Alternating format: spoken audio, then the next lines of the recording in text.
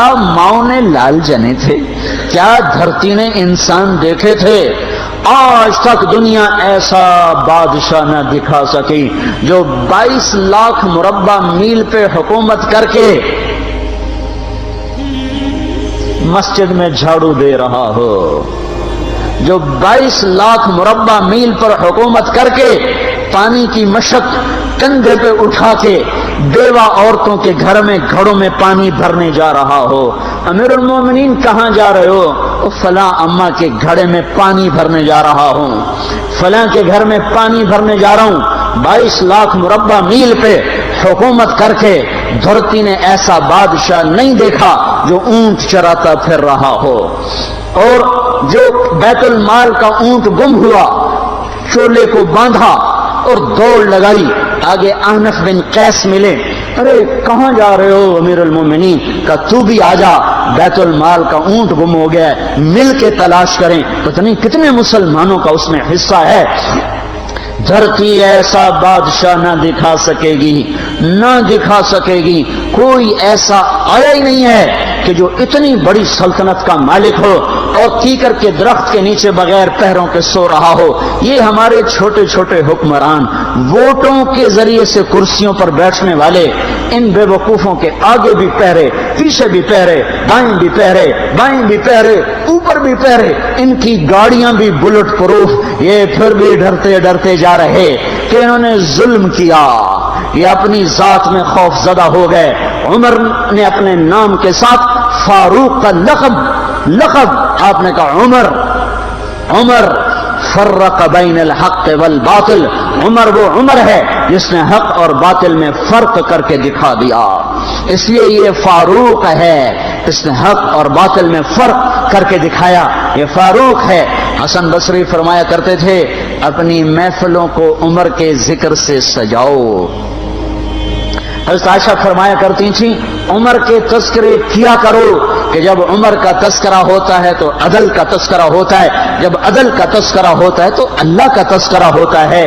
کہ ہم عائشہ رضی اللہ تعالیٰ عنہا فرمایا کرتی تھیں اتنے بڑی سلطنت پر حکومت کرنے کے بعد اللہ کی راہ میں جانے والے مجاہدین کے گھر گیا کھڑا ہوا ہے، دروازے پہ دستک دے رہا ہے، بیٹی کوئی بازار سے سودا لینا ہو تو مجھے بتاؤ، تیرے گھر والا تو اللہ کی راہ میں ہے، میں تمہارے گھر کا سودا لے آؤں؟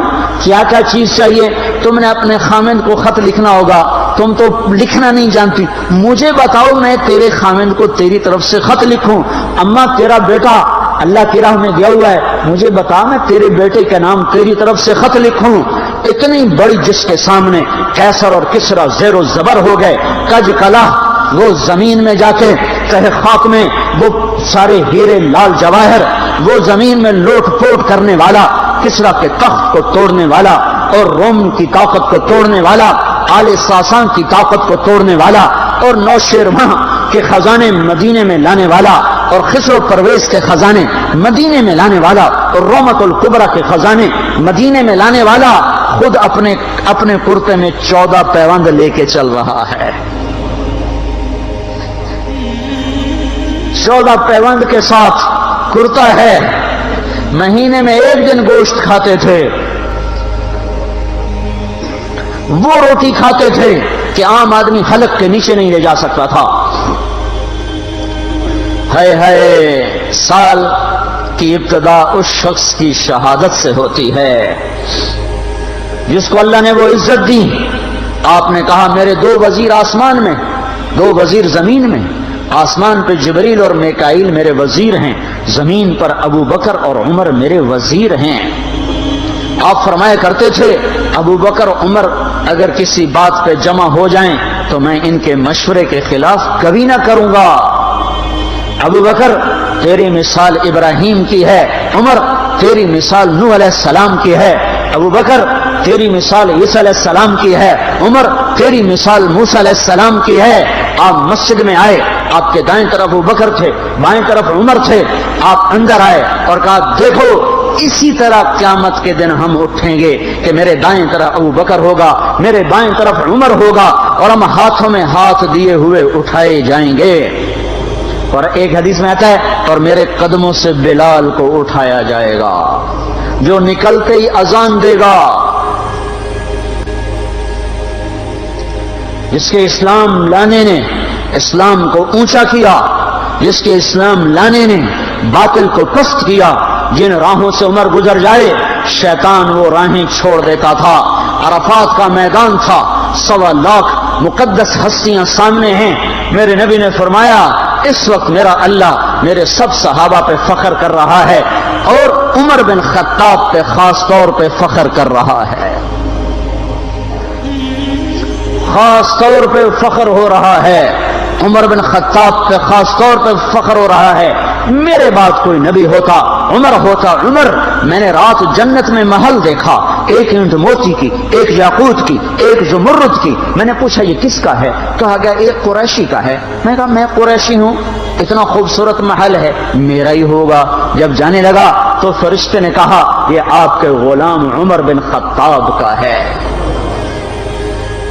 وہ کیا مبارک لوگ ہیں کہ جنہیں نبی کے گھر میں قبر نصیب ہو، ایک طرف ایک ساتھی، ایک طرف دوسرا ساتھی، جن کو نبی کے دو پہلوؤں میں جگہ ملی ہو۔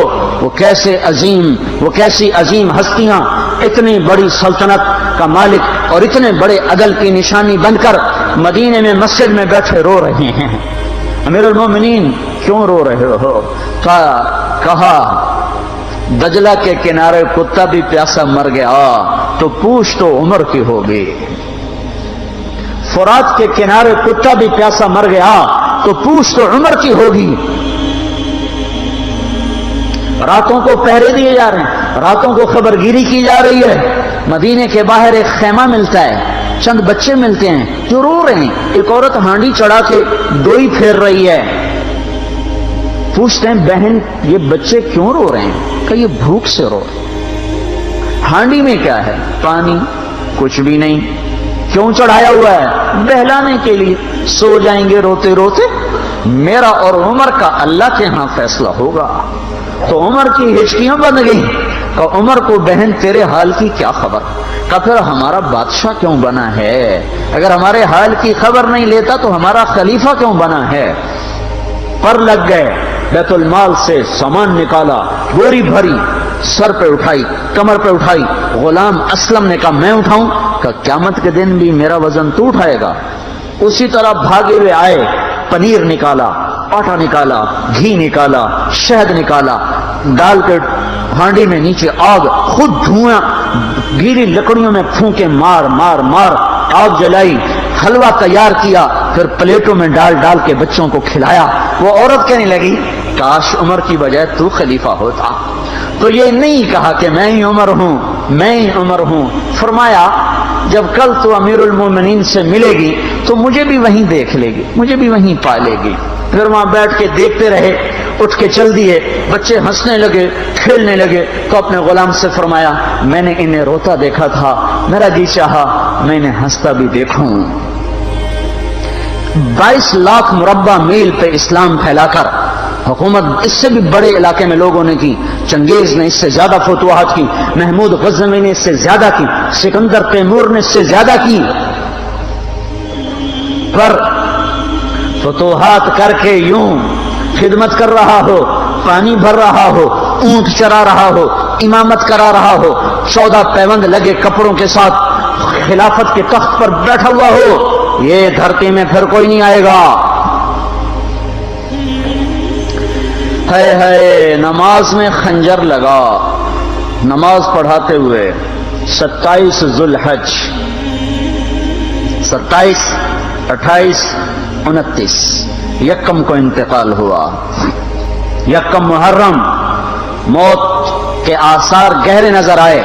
بیٹے کو بلایا کہ بیٹا جاؤ اما عائشہ سے پوچھ کے آؤ کہ عمر اپنے ساتھیوں کے ساتھ دفن ہونے کی اجازت چاہتا ہے۔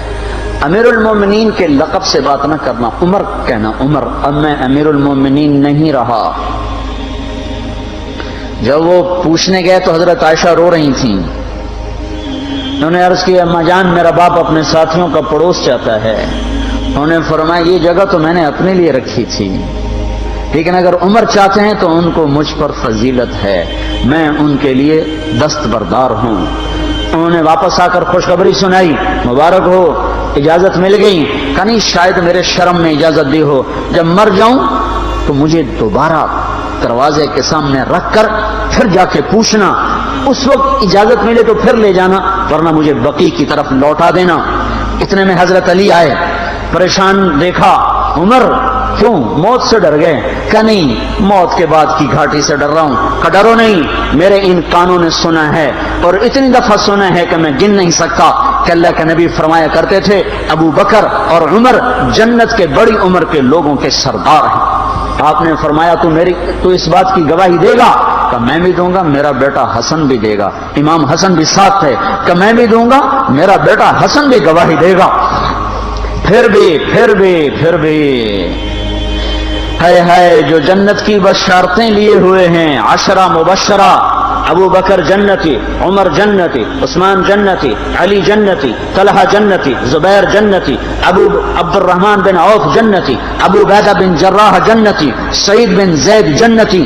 آپ نے نام لے کر گنے، نام لے کر گن کر کہا، سنو ابو بکر جنتی ہے، عمر جنتی ہے، عثمان جنتی ہے، علی جنتی ہے، طلحہ جنتی ہے، زبیر جنتی ہے، سعد بن ابی وقاص جنتی ہے، عبد الرحمن بن عوف جنتی ہے، ابو عبیدہ بن جراح جنتی ہے، سعید بن زید جنتی ہے۔ میں ان سے راضی ہوں، لوگوں ان کا حق پہچانو، میں ان سے راضی ہوں، میں ان سے راضی ہوں۔ کہ آپ نے فرمایا اگر تم نے ان کے بارے میں کسی ایک کے بارے میں بھی دل میں بغض لے کر مر گئے، اور تم نے اتنی بندگی کی تھی کہ سوکھ کے کانٹا ہو گئے تھے، روزے اتنے رکھے تھے کہ پیٹ کمر کو لگ گیا تھا، سجدے اتنے کیے تھے کہ تمہارے ماتھے اور گھٹنوں پر پتھروں جیسے نشان پڑ گئے تھے، اتنا کچھ کر کے ان 10 میں سے کسی ایک کا بغض لے کر اگر تم مر گئے تو اللہ تمہیں منہ کے بل جہنم میں گرا دے گا۔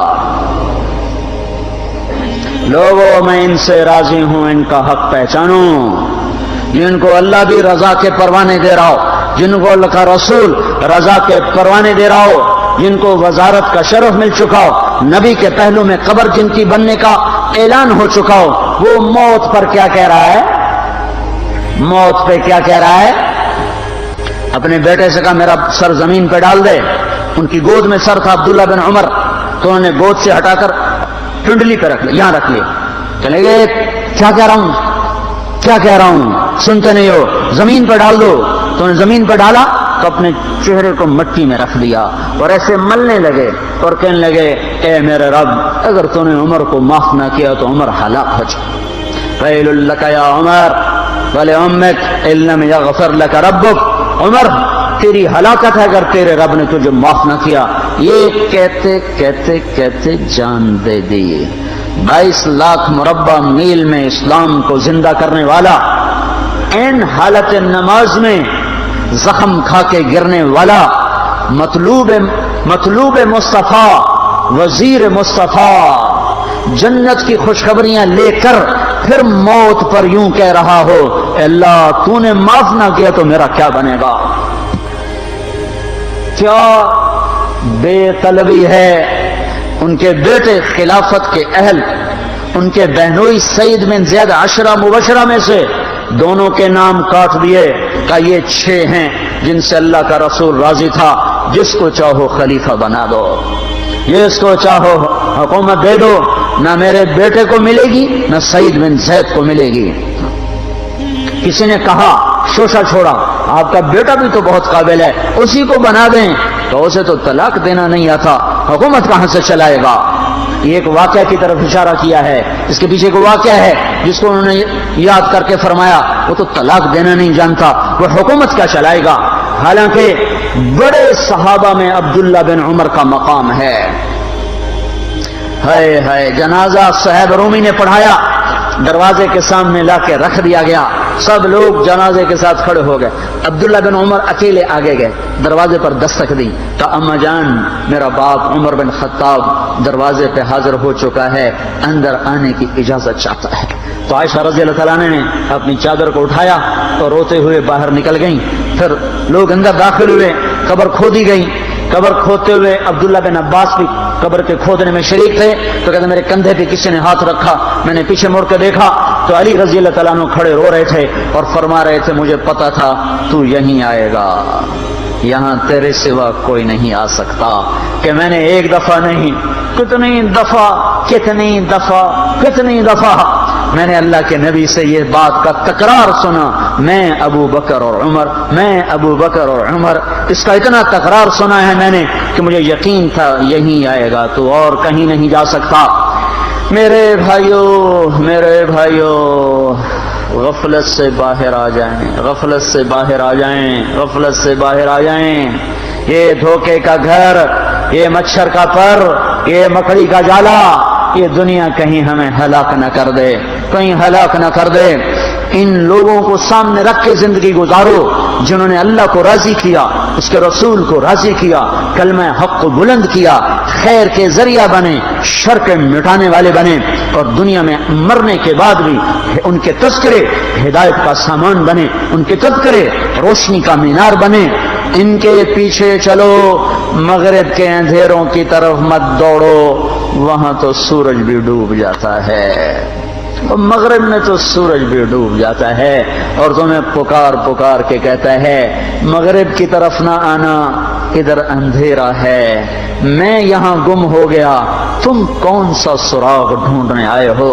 دوڑو اللہ اس کے رسول کی پاک زندگی کی طرف، اس کے پاک صحابہ کی زندگی کی طرف، جن کو اللہ نے مرنے سے پہلے جنت ہاتھ میں دے دی، جنت کی بشارت دے دی۔